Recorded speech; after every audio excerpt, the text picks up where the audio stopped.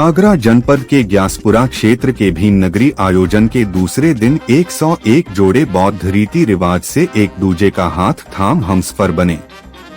शहर के ही नहीं दूर दराज के परिवार के युवक युवतियों ने इस समारोह में साथ जीने की कस्में ली।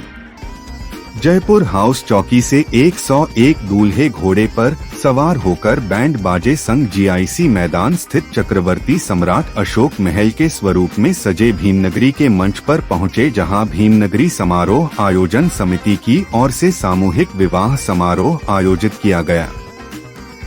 अध्यक्ष सुभाष सागर ने बताया कि बुद्धम शरणम गच्छामि के स्वर लहरिया के साथ आयोजन शुरू किया गया।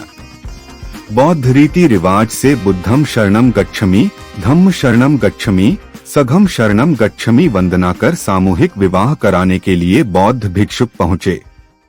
भंते बोधिरत्न, धम्मदीप, अशोक रत्न और उंगलीमाल भिक्षुकों ने विवाह की रस्में पूरी कराई। फिर एक के बाद एक समाज के प्रतिष्ठ लोगों ने नवविवाहितों को दिल खोलकर दान दिया। ग्यासपुरा व शाहगंज में निवास कर रहे सर्वधर्म व जाति के लोग सामूहिक विवाह समारोह को देखने पहुंचे।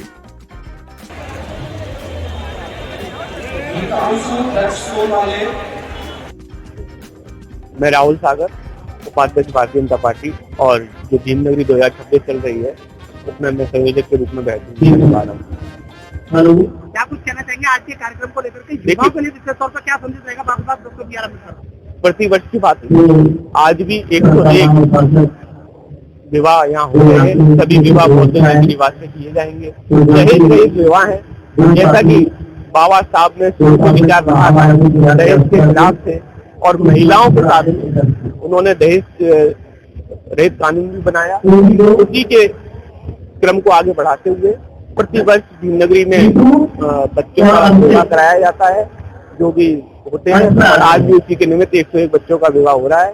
तो मैं सभी को आज शुभकामनाएं दूंगा और नई पीढ़ी जो है उनको भी बोलूंगा कि दहेज के खिलाफ इस तरह के कदम उठाते रहे। ये भीमनगरी में विवाह हो रहे हैं, अपने भी जो विवाह होते हैं उनमें भी दहेज से परहेज करना चाहिए।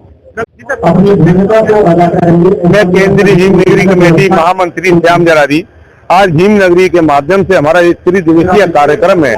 आज ये दूसरा दिन है। दूसरे दिन बौद्ध रीति रिवाज से हम यहाँ शादियाँ कराते हैं और बौद्ध भिक्षु के माध्यम से शादियाँ होती हैं। आज 16 तारीख को सामूहिक शादियाँ जो होने जा रही हैं, 101 शादियाँ हो रही हैं। इस मन से हम करीब 3000 शादियाँ इस मन से करा चुके हैं अब तक।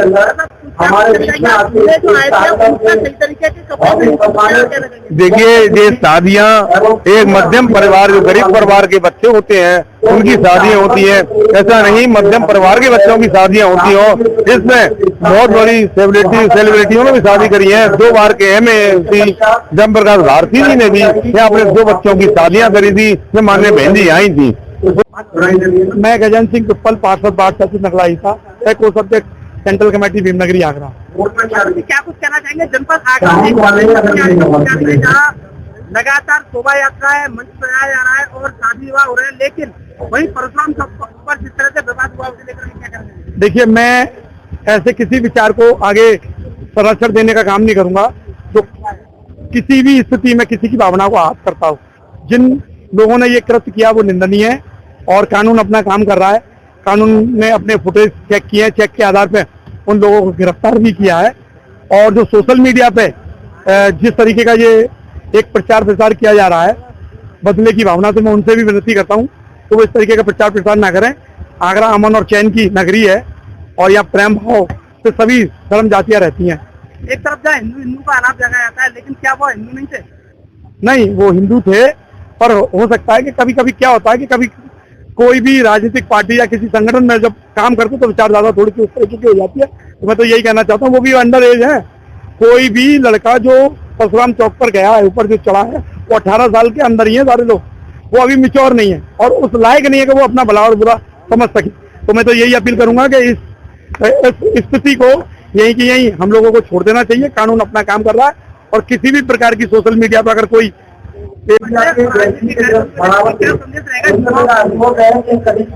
मेरा नाम सरदार सोनी है, मैं भीमनगरी केंद्रीय कमेटी का अध्यक्ष हूँ। देखिए, ये 31वीं भीमनगरी बना रहे हैं।